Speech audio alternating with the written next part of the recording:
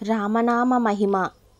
విభీషణుడు ఓ కార్యం కొరకై శ్రీరామునికి ఓ సందేహం పంపదలచి సేవకునితో చెప్పి వెళ్ళి రమ్మన్నాడు. ఆ సేవకుడు తాను లంకను దాటి సముద్రాన్ని మీదుగా అయోధ్యను చేరగలిగే శక్తి తన వద్ద లేదని చెప్పాడు.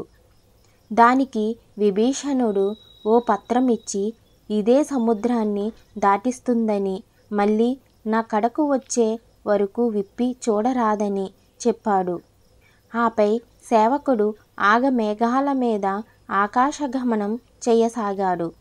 ఆ సేవకుడు సముద్రాన్ని దాటుతూ ఆ పత్రంలో అంత శక్తి ఏముందా అని చూశాడంట. శ్రీరామ అని ఉందంట. ఓసి ఇంతేనా అనుకున్నాడో లేదో తప్పున సముద్రంలో పడిపోయాడంట.